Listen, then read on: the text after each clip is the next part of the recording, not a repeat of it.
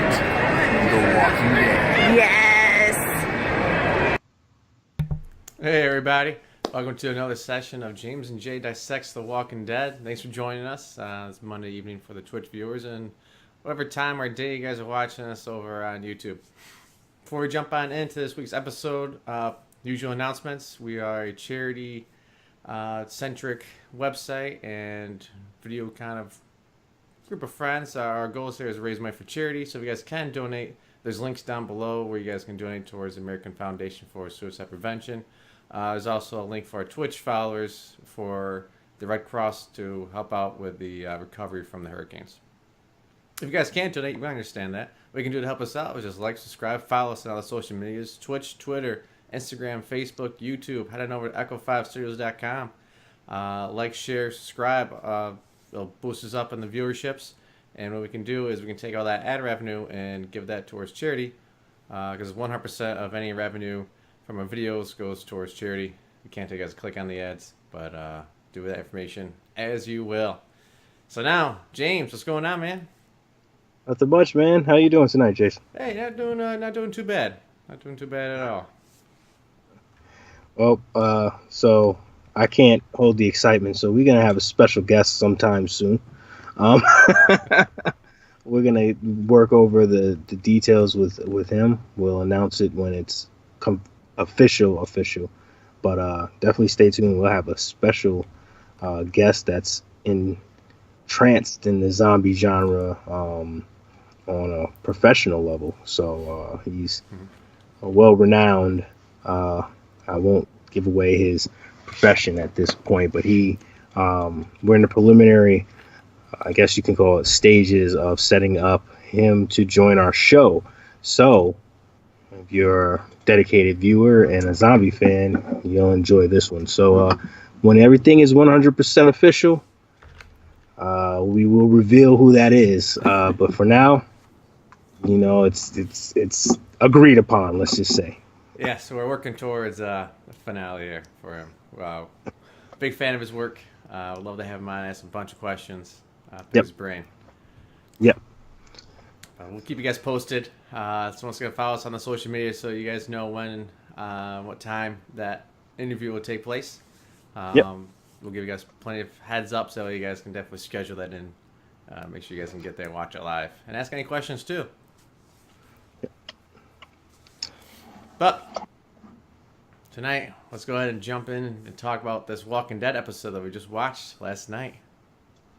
Yeah, and I think that these 3 episodes were solid episodes. What I saw in the viewership for these episodes was a staggering number. Episode 2, they haven't released episodes 3 viewers, the rating. But episode 2 only pulled an 8.92 million in 5 years. This is a low for viewers who have watched The Walking Dead in 5 years. So this is they're hitting rock bottom for some reason. I guess people really tuned out after season 7, which is unfortunate because I think this is a solid season. And if people did tune out, I've heard a lot of complaints about this season from disgruntled fans from season 7, but I personally think the season has been solid and it's just getting better and better. This was a really good episode in my book. It's we talked about it last week. We said that Eric was on his way out. That was confirmed. I had a little bet with somebody that watches the show, and I actually indirectly or inadvertently won this bet. I said somebody from season 1 is going to bite the dust. And guess what? Technically you're right. I'm right. Yeah. So he owes me a lunch here soon. And I'm going to make sure I get my money's worth, just to let you know. But all around another good episode. So we're in episode 3 called Monster. This is the continuation of what happened to Eric, how he got shot, continuation of Rick being confronted by Morales, continuation of the Kingdom, how they're trying to go unscathed in this all-out war and on their Renaissance mission there. Also, continuation of Jesus, Tara, and Morgan. We got to see Gregory again. Still haven't seen Father Gabriel. Still haven't seen Negan at this point. Still haven't seen Michonne.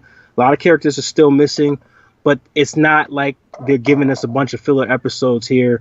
They're continuing, so it's this one big conglomerate of a story. They're continuing it throughout these first 3 episodes. But again, another solid episode. Not, in comparison to season 6, I always want to compare now to the best season. So the first 3 episodes here, if you compare it to the first 3 episodes of season 6, no comparison. Season 6 still reigns supreme here. Mm-hmm. But a solid episode. You get some closure to some of these characters. Started off really great where it looked like the kingdom was surrounded. Good dialogue there by King Ezekiel. They ended up, using their wit to outsmart the Saviors, take advantage of the fact that, they have the strength in mentality rather than the strength in numbers. And it just looked like everything was going to go their way. Yeah. I like how, sorry to interrupt you, I like how The Walking Dead phrases like their commercials too, or their previews. They saw, you saw in the preview of the kingdom being, surrounded by the Saviors. Yep. And I was like, oh, it looks like they're going to get it. And it's like, no, they tricked us again. These bastards. Impressionistic, and that's the one thing that Scott Gimple and Robert Kirkman really emphasize, is that they like to be impressionistic in these episodes. So like Jay said, when we've seen it, even when you look at the trailer, if you really dissect the trailer, which we've done, you see that they're showing the first 4 to 6 episodes of The Walking Dead. So you're starting to see things develop, and if you watch the trailer closely, shit is going to hit the fan very soon. And it's starting to crumble for the survivors here. And I'm calling them survivors because it's not just Alexandrians, but it's starting to crumble for each of the groups in different ways. So as it looked like they were going to go unscathed, as we said, untouched, basically, they started to lose a couple of people. They started to lose a couple of Alexandrians, Eric, Isabel, I think that was her name. They started to lose other, Alexandrians, with Daryl, with Morgan, Tara, and Jesus. They lost 2. They lost a couple with the Aaron's group. Starting to, they did at the end of the episode, they lost some of the Kingdom soldiers. They're starting to, okay, now we talked about it. It's a boxing match. This is Negan. This is the Savior strike now. So the Saviors have taken a pretty good shot by the survivors, and now they hit back. So it's like, oh shit, here we go. And you start to see slowly, they're starting to where the Saviors are took their best shot, but now the survivors are gonna have to, take the Saviors, counterpunch here, and the deaths are gonna start piling up. Yeah. They're starting not to just break down in terms of casualties, but they're starting to have distinction in the ranks, and in basically Tara's group with Jesus. Tara and Morgan and Jesus do not see eye to eye here. Morgan goes off on his own. Tara is conflicting with Jesus. They're letting the Saviors into the hillside, and they're being placed into RVs. Gregory's come back. He's a liar. He's a habitual liar. He's a manipulator. Is he going to help the Saviors even though he said he's not? You got to think about that. Morgan is on his own again, like we said. Rick and Daryl Daryl's starting to break down a little bit here because he's so bent on revenge and what they did to him in the sanctuary. He does not care for any of these people. Yeah, you can definitely see, the hard lines being drawn between the characters, like you said. Yes. Jesus on one side, you have Morgan and Tara on the other. You have Rick kind of towing both sides, but you have Daryl definitely on the same side as Morgan and Tara, where it's no, we don't give them any mercy. We don't give them leeway. They chose their side. Yes. They accept it. Yeah, and you have that. You have some of the characters, like Jay said, completely on the dark side, where they're just hell bent on killing all the Saviors. You have some characters on the light side where they want peace after the war. And then you have a couple of characters in the middle, and I think the characters that are in the middle are, the leaders, Ezekiel, Rick, and Maggie are kind of in the middle here, and they're kind of conflicted on how to go about this. Each of them have decisions to make here on how they're going to approach the saviors when they capture them or if they have an opportunity to kill them. And the choreographed fight scene between Jesus and Morgan was very good. You got to see the Aikido versus the martial arts of Jesus. That was very good. It's crazy to think you'd see like a fight like that in a zombie universe. That's my two favorite genres. I love the old martial arts movies. The Bruce Lee movies. The old Jet Li movies.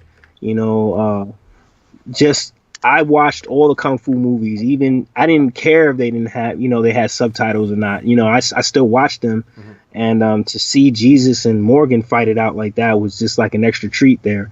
But then you saw the Morales part where he's talking to Rick and saying, "Hey, look, everybody I know is dead. What they're saying about you is that you're a monster. And even if you're not lying to me about Shane being dead, Andrea, and Negan killing Glenn, I still have chosen the saviors because of everything they said that you've done. Yeah. And we both taken these paths to get here. And he says what we say every week. And who's the real bad guy here, Rick?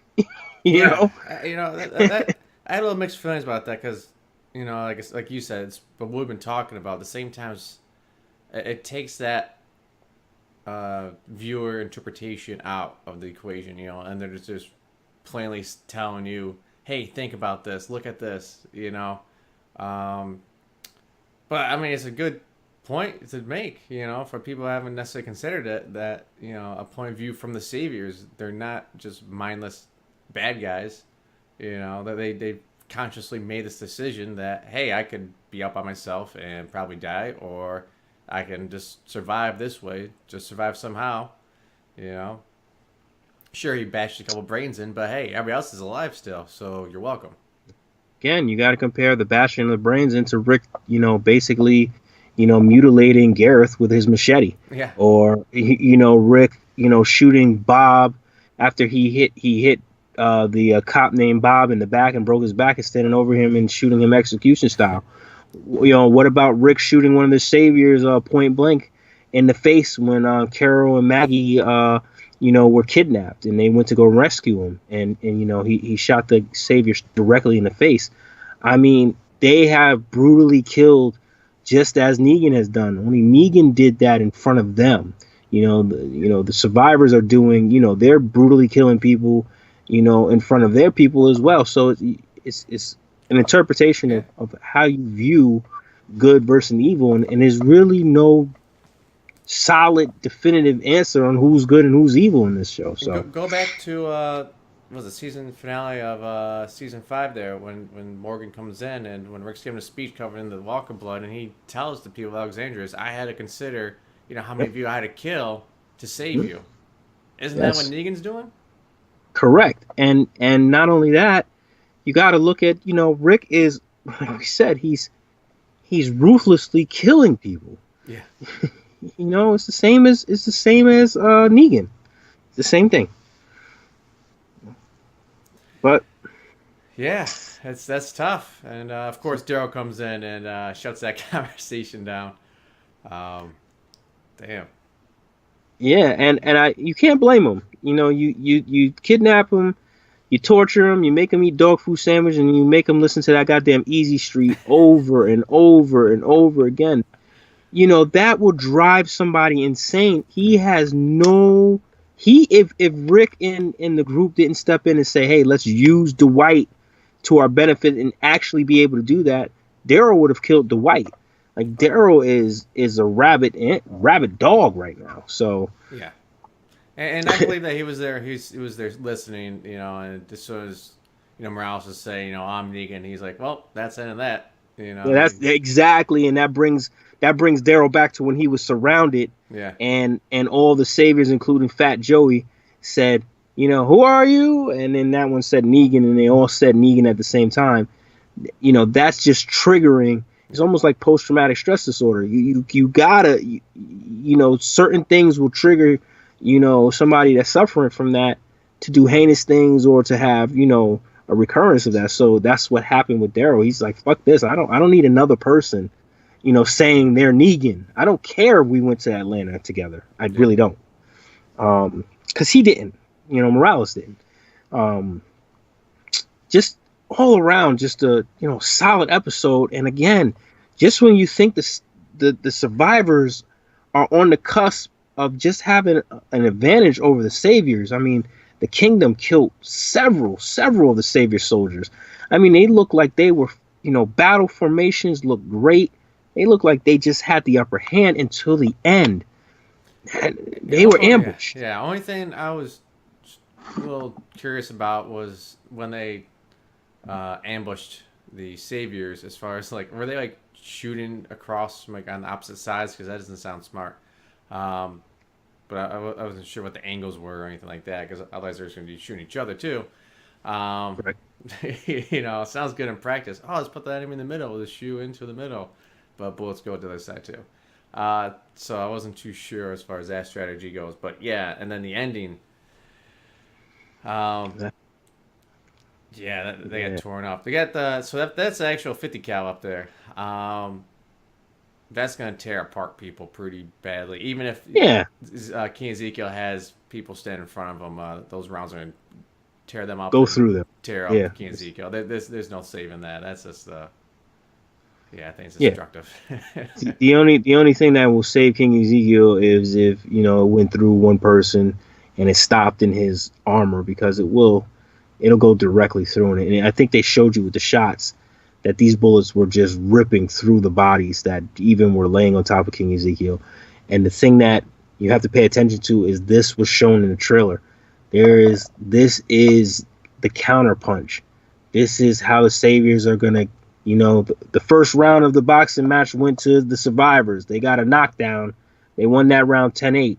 Well, guess what? It's round 2. Yep. And now the saviors are, they were reeling, but they caught the survivors with a great left hook, and now the survivors are on the rope. Maybe the saviors win this round 10-9. This is a 12-round fight. And the overconfidence led to complacency. They're all just kind of standing out in the field and got sloppy, man. Boasting about the victory, and it's like, it's not over yet, guys. And even in Morgan, Tara, and Jesus's group, they almost lost, 7-8 of the saviors in the woods when they ran away. So they're starting to get sloppy here, and they're letting their guard down by letting back in Gregory, who is up to no good. Maggie knows is up to no good. Everybody knows it. Yeah.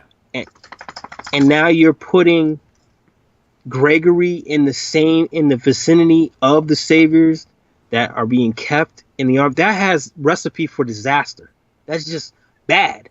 And now you also lost one of your great fighters in Morgan. He's off on his own. Like, you can't lose people. Yeah. And I know it's great. Like, do you take prisoners? But this isn't normal situations. You don't have the capabilities for this. You can't give up 2 people to guard them 24/7. That's insane. That's people we work in or fight on the front lines and not standing guard for these people. Then they're gonna have to take resources up to feed them. Correct, and it's just a recipe for disaster here with Maggie's group at the hillside. Recipe for disaster with Daryl, being hot-headed. Sometimes the aggression leads to error. You have recipe for disaster, possibly, you lose Eric. Aaron's lost a lot of his friends from, Alexandria. That can mess with his psyche. And now he's with a baby going back to the hillside. How is he going to be? We still don't know what happened to Michonne and Rosita and Carl. Are they okay? We don't know. Father Gabriel's trapped with, Negan in his shitting pants. So there's a lot of things going on that when it looked like, Rick and his group and Ezekiel and his group and Aaron and his group and Tara and Morgan and Jesus and their group looked like they had the complete upper hand. Like I said 2 minutes ago, it's starting to turn around here. And Jay always says this is the mid-season finale coming up. Episode 4 is usually when shit hits the fan. So I think that we're going to see something big happen in episode 4. And we're not going to like it too much. Yeah, it's just going to go downhill from there. I think it's Xavier's turn to punch back now. And, I mean, they just laid down a couple of hits, on the Kingdom there. So we'll see. We might lose somebody. Some named people, And if you follow the comics, this is all going in the direction of losing, something probably. So that's all I will give you. But this is definitely is veering toward that direction. And like I said, it's not going to give. It's an all-out war. This is a 16-episode show. We're in episode 3, and they're still going at it, but you're starting to see the tides turn a little bit. So can you imagine when we get to like episode 10 or 11, the casualties, the losses on both sides, how many it will be? We got to get from point A to point B somehow. And when we get to point B, it's going to be, everything's going to be decimated, in my opinion. It's going to be all screwed up. So, yeah. It's gonna be tough because I usually with the half season, the mid season breaks and everything, like they change the like the tone of it, yes. Or objectives, or something switches. Can they keep this pace up or the same kind of battle every episode up, for the entire season without it become monotonous? Yeah, in my opinion, it's gonna be the survivors. Mm-hmm. They have the upper hand at first, and then it's going to shift to the saviors. Mm. And then I think the saviors are still going to have their upper hand going into the first half, the second part of the season. And then the survivors are going to come together. I always call it a smiley face. It's going to start off good, and it's just going to loop and then end off good, hopefully if it's supposed to end. But they could throw you a curveball. Maybe they do something totally different. But I think when we get to this looping smiley face, you're gonna see a lot of shit hit the fan, man. And it's a shame that looking at these numbers, it's a shame that their numbers are so low because again, season 8 is suffering from what happened in season 7, and that's crazy. It's like, but I can't blame people for being turned off, from season 7 at the same time. But yeah. True fan, you just gotta keep watching, and just like James and I, we'll bring them some things we didn't like about the episodes. I mean, we didn't like it in general. Nothing's perfect. Nothing is perfect, and they had an imperfect season last year. Yeah. So I mean, and it was just, I think that they never really recovered. I think that they tried too hard to explain the finale. I think they tried too hard to start a new story. And they try to delve into it too much after that terrible cliffhanger that it just carried over in season 7. Yeah, I just tried doing too much. They brought in too many different groups, and it was confusing. Correct. And there was too many, bottle episodes. And it's just like, what is going on? No one knows what's going on without ever moving the story forward at all. But now we're just battling it out, man. Could this be this a is 24 situation where each episode's an hour or something like that? Yeah, man, and that's what people wanted, and it's just like I said, it's kind of discouraging to see the numbers so low. But for those who watch this show and those who love The Walking Dead, stick with the show as we are. Remember we have that big crossover coming, and they're giving us a webisode about the Red Machete. So, I spoke to my friend that I won a bet with, and I told him that the Red Machete could be a reminder of Rick being Negan in a way. Like the Red Machete could show us Rick's dark side. Remind us that Rick too was vile, just like Negan. And when he had that Red Machete, he was a killer. You know what I'm saying? So the Red Machete could be a subliminal hint that there are no good guys and no bad guys. Because again, if you remember when Rick had that Red Machete, he killed Gareth, in the most brutal way that you can kill somebody in the middle of a church. Defenseless, Yes. He wasn't going anywhere. Knelt before him, So I think that that's a hint that there are no good and no bad, but definitely looking forward to the next episode called Some Guy. Um, it's oh man, it's just like we lost Morales. A lot of people are saying that was a waste. No, I think that they wanted to close that chapter with Morales. Yeah. They wanted to give the fans what they've been asking for. Remember he has other things going on. You got to add him into the show. I don't think they wanted to add another character. So many characters. I think they just did that as treat for the fans. Bring him back. Show that he's on his own journey. Show finally the confrontation between him and Rick, or the reunion between him and Rick, and then give him closure.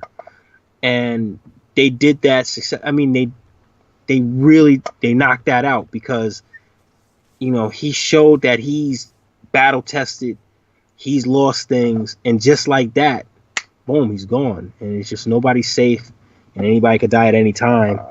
So I like that they gave us that little treat, and I like that they killed him, because it just shows we don't need another character. Kill him. Yeah. Like you said, it served its purpose. It showed two different paths. Yes. Start from the same point. I guess I could have maybe enjoyed it a little bit more if it was him who was actually fighting Rick. Give more of a literal conflict. Not just character conflict, but an actual physical conflict between the two, and show them almost on equal terms. Physicality and survivability. Throw some fish hooks and some hair pulling, and just fighting for your life kind of style. And like him have the upper hand and Daryl kill him in that way. Like I wanted to see that too. I'm not gonna lie. Yeah, I think that would have been a little bit better. But other than that, yeah, I mean, like I said, it was a little representation of, hey, you could have been me and I could have been you. Yes, and it's just like when what was that guy's name in season 4? The Penguin played the Penguin. What the hell was his name? I know what you're talking about. Yeah. Yeah, well, they showed him, and he was in season 4 for one episode, and he disappeared, and they brought him back quickly just to be killed over the pig trough. Yeah. So it's like, that's a great way to close out, a character. I love that too, because you like that guy. You did, and everyone's like, "Oh man, I love him. I'm glad he's back. I'll get out of this." And then he's dead. Holy shit. And Morales was never a big character. I think it was just the infatuation of the unknown, where people did not know what happened to him, and they just always assumed that he was going to come back every season. And it was finally just the director saying, "Okay, we're going to give you what you want." Okay, now he's gone. And I think it's great. Like how many times do you think like they zigzagged around each other, Exactly. to get up to here?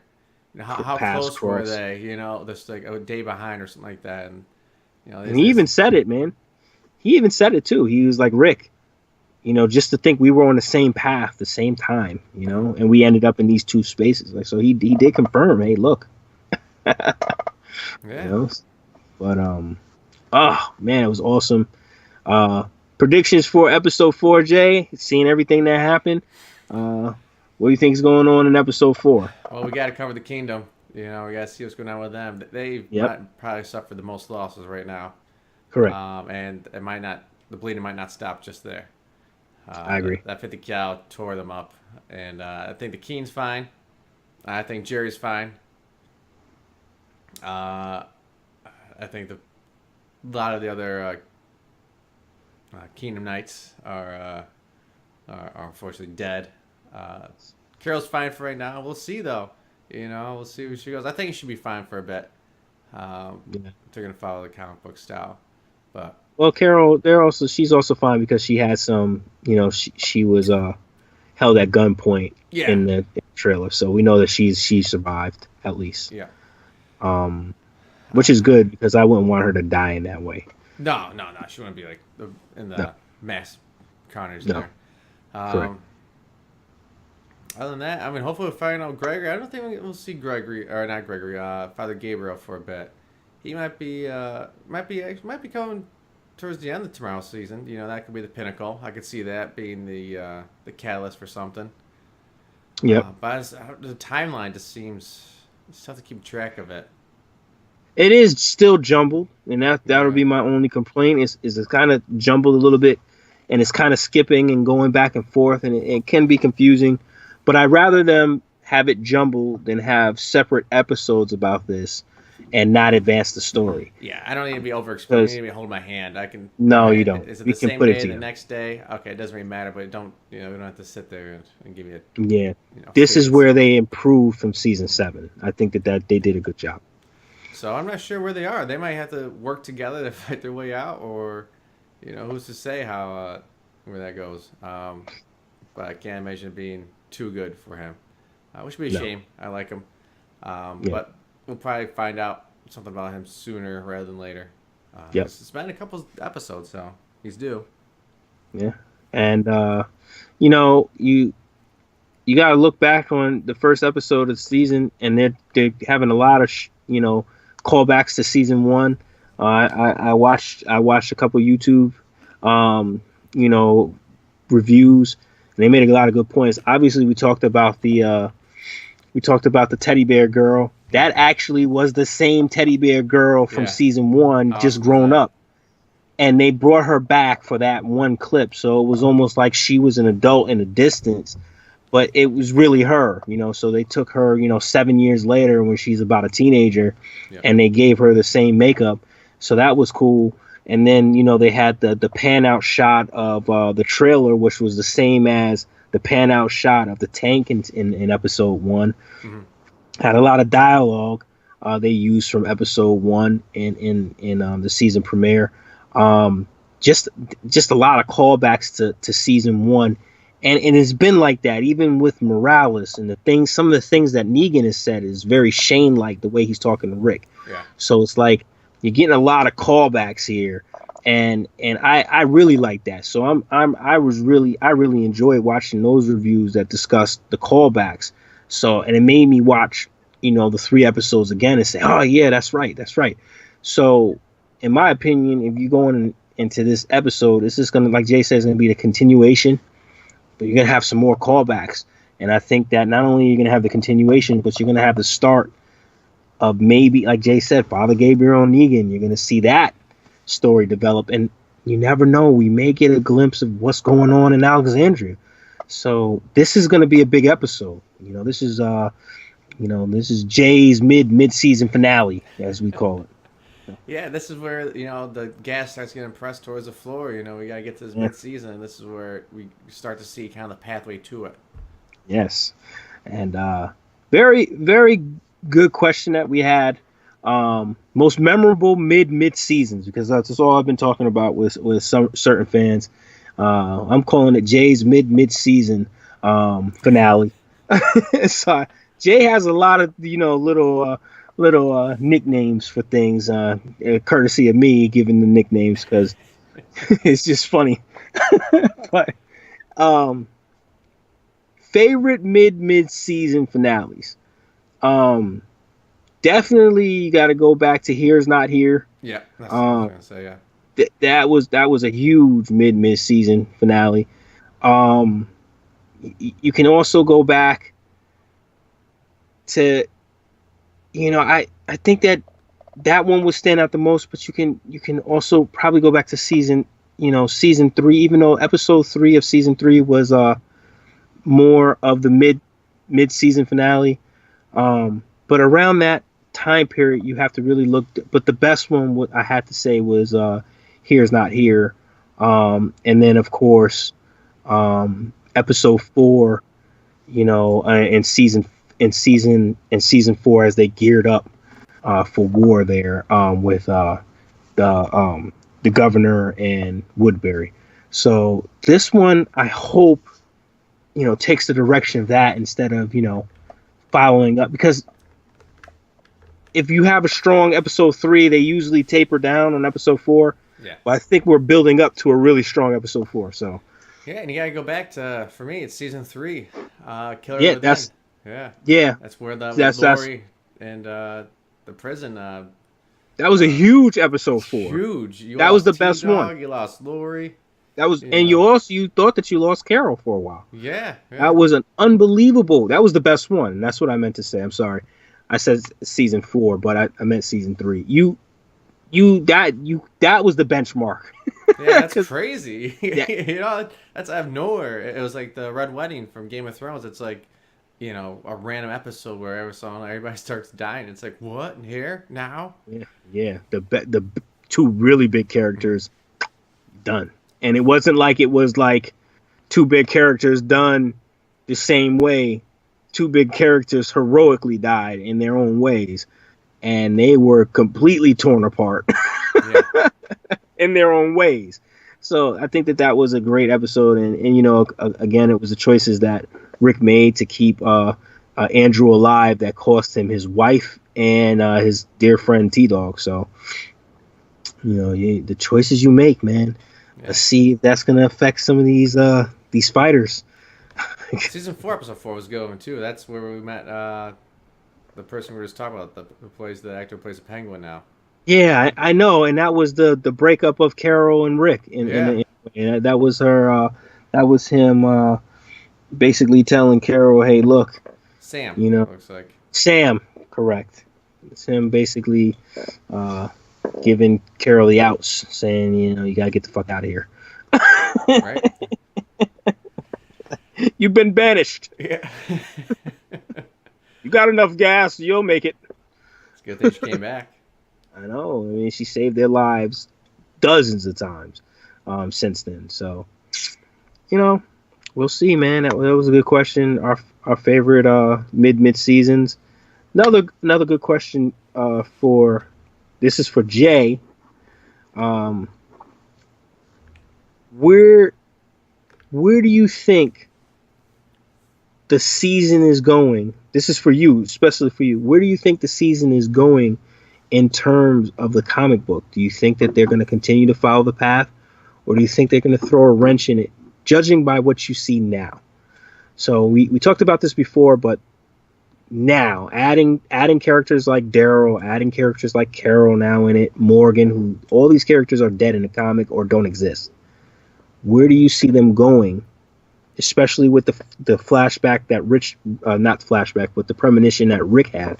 Yeah. Where do you see the show going? More toward the comics, or are they going to throw a wrench in the show? They've already kind of explored outside the comics. What was good about the series is they can show more. Like with the Kingdom battle, it's not just be a couple panels. You can demonstrate that a little better in the medium of it being a TV show, video versus being comics.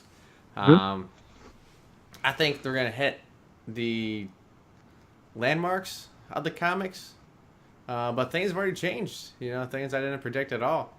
Yes. I think the major events are going to be there, but they've already surprised me in a couple spots. Yeah, and I think they're going to surprise you in a couple more. Yeah. You got my prediction in the envelope. I think they're going to surprise us big time. Last question. It goes back to what we've been talking about, the crossover. Yep. We think it's got to be Madison. Okay. Can the crossover be possibly Negan in Fear the Walking Dead? In your opinion, Jay? I already answered. I said no. No. No. It just doesn't.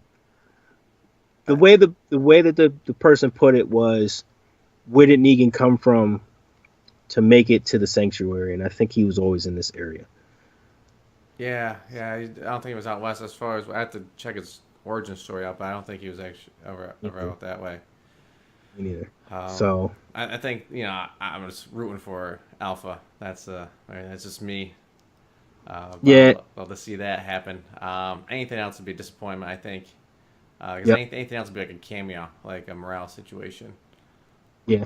So what they were basically saying was maybe Madison ran into Negan, or maybe Negan's group. The way they put it was Negan's group was the reason why Madison's group no longer exists. So maybe Madison ran into pre-Negan, and he would meet a cameo. And I said that would be a disappointment as well, because I think they can have pre-Negan Sanctuary by itself. They don't need to make a crossover with him and Fear the Walking Dead. I think that you need to end, like Jay said, they need to end Fear the Walking Dead and bring over, Madison and maybe Nick, or Madison and maybe Alicia. Bring two of them over, kill everybody else off, and have them into the show as Alpha and probably Lydia, and that would make sense. But they said one, not two, so yeah. It has to be something. It has to be Madison as the sole survivor.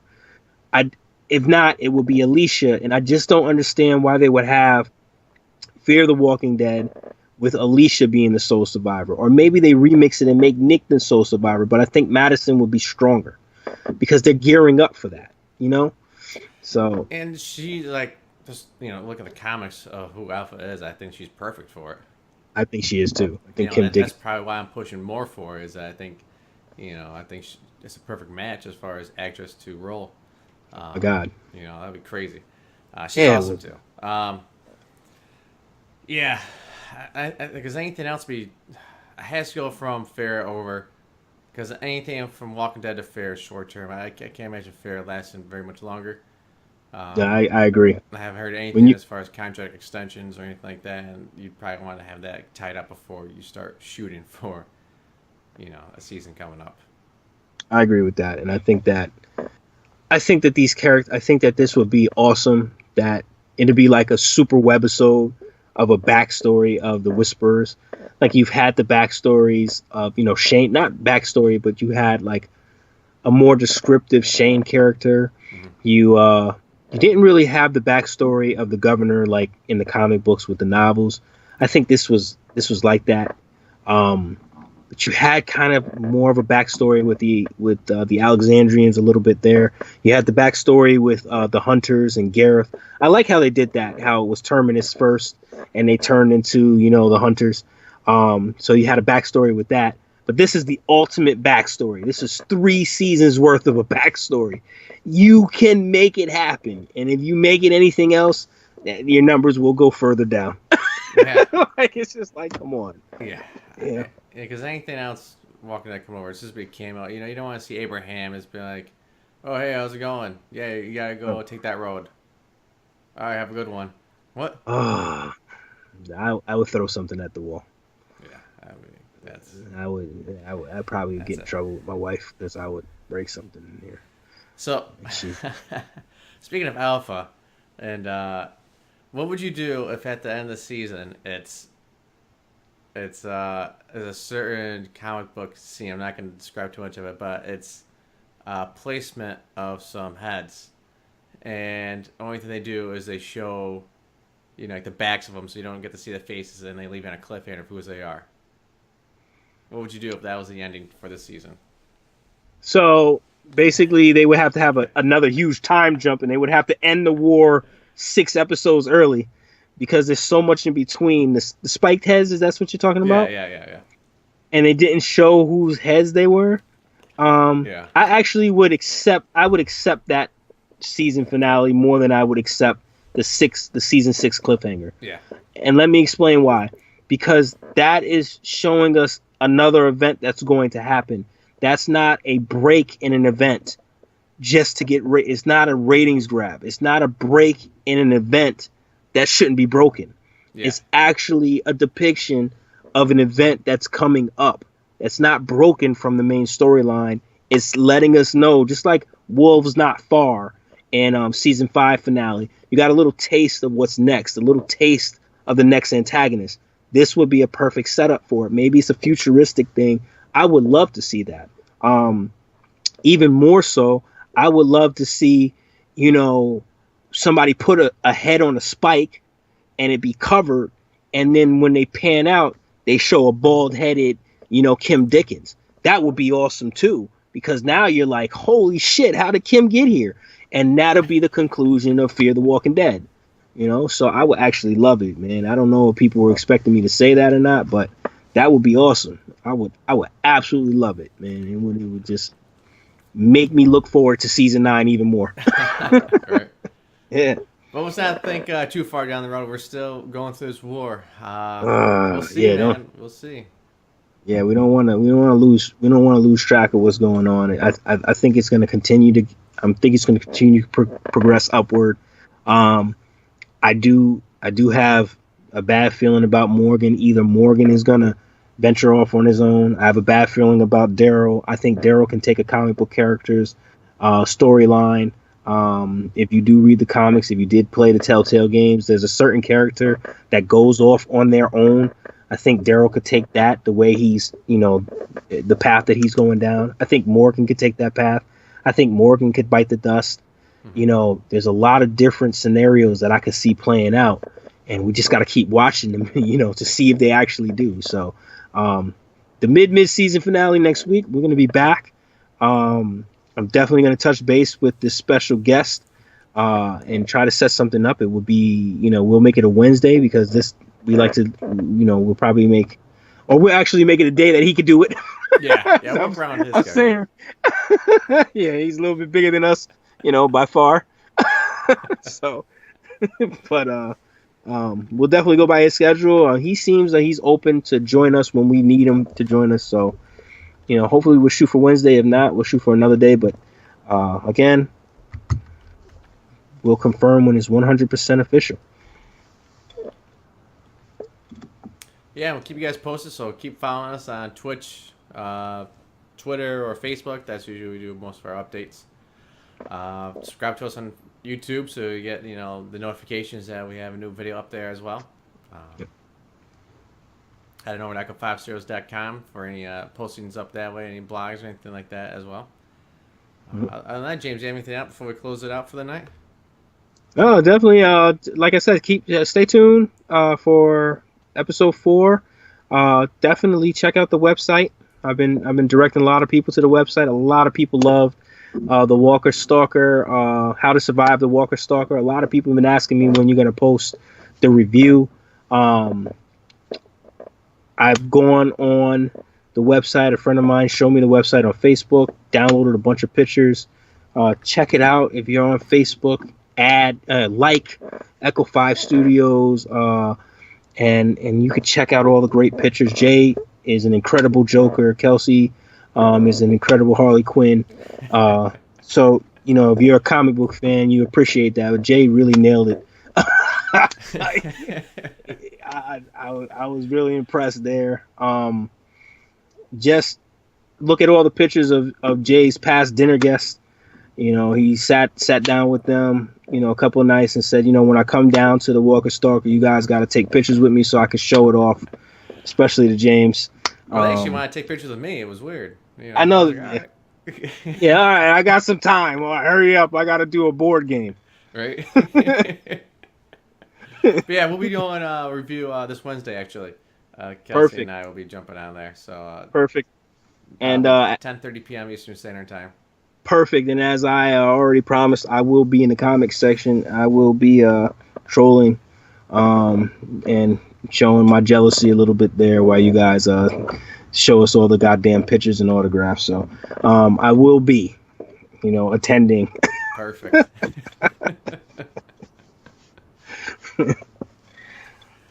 Here's show. I'll let you close it out, brother. Yeah, all right, guys. Thanks for watching. We appreciate it. And per usual, if you guys can donate, please donate. If you guys can't, just, like I said, follow us on all the social medias. Comment. Let us know what you guys think about this video or other videos. If you guys have any ideas for other videos for us, let us know. Any way you can improve. Same thing. Yes. Just let us know, guys. Hope you guys are. Oh, yep. One more thing. I'm sorry. I have to do this. It's been asked. Are we going to make a specific zombie section to Echo5Studios.com? It's called the Walking Dead section. It's Dissect the Walking Dead. We do some zombie things. We're gonna have a special guest. It's not on Jay. It's because of life, and this is it's all charity. So we gotta do it as our schedule, allows us to. So we get the extra special things like the special guest, or we have a top 5, or we have Jay plays Walking Dead as James. We're gonna throw that in there for you. But again, we gotta get more support. We gotta get a little bit more backing here. We're gonna expand even more than what we are. Jay's doing a lot of great things. Check out the rest of his material and his content on his website. There's a lot of things for everybody there. I mean, even if you never heard of D&D or Dungeons and Dragons, if you've never heard of it, just check out the show. Just look at the interactions that he has with the other players. They have a makeup show, well, with Jay's wife Kelsey. They have The Walking Dead. We have J&J Dissects The Walking Dead. We have Jay playing, as me in Telltale Games, a little, quip at me a little bit there. We have them discussing, how to survive a Walker Stalker convention, where you could take that advice and you can see celebrities on the Walking Dead, the show that you love to watch, and you could possibly plan a trip and use that advice and actually, get more bang for your buck if you just follow, their advice on the show. So we have a lot of content, and it's all credited to Jay, but we're gonna expand and we're gonna make a zombie section. Gotta have more support. We gotta see those numbers increase a little bit, because again, it's hard for me. So how have a section and then me not be able to honor scheduling and whatnot just because of life itself. So thank you for wanting to see that. Definitely give me more ideas of maybe shows that we can do. Give Jay more ideas. We'll try to knock it out for you. We did the top 5s. We'll try to knock out more. Like I said, it's time persistent, and Jay is also, he's growing this incredible website. So just give him some support and check that out. But we definitely busy. yes. But definitely thank you for wanting to see that. I appreciate the people who have been asking me. I talk about zombies all the time. Mm-hmm. We will incorporate it the best we can. So thank you, and right now we're gonna stick to what we're doing. It's tough. It takes a lot of time. We have other projects too, kind of, in the works, and James over there having 2 kids. Yeah, man, and we work too. So coming on once a week is, it's not daunting, but if we start to do 2-3 times a week, we've said this before on multiple shows. It now becomes like it's mandatory. It becomes work. Like, this is for fun. This is for charity. If we're going to go to a second job, we really would like to get paid for it. Be honest with you. This is for charity. This is impromptu. This is fun. And as long as we're having fun and you guys are having fun, that's what counts. If we get bigger and it becomes more, where we have to start looking at it and saying, hey, we got to push more content, definitely. But right now, just going to keep having fun, man. And like I said, just definitely gives us suggestions. If you're a gaming fan, give Jay some suggestions. He plays tons of games. So do I. And, we'll go from there. But for now, there will be no zombie section. Because of me. Everything kind of falls under The Walking Dead, other, top 5s and stuff like that. I just kind of tag underneath there. Only because, 95% of our, or even 99% of our videos that deal with zombies is The Walking Dead. So it's just little tie-ins there. Yeah, definitely. So, sorry, Jay. I'll let you close out for real this time. Sorry. No problem, man. Thanks, everybody, for watching. We appreciate it. Tune in this Wednesday as Kelsey and I go over our Walker Stalker convention for 2017. So if you have any questions, make sure you bring them. Other than that, thanks, guys, and we'll see you guys next Monday. Everybody have a good night. Good night.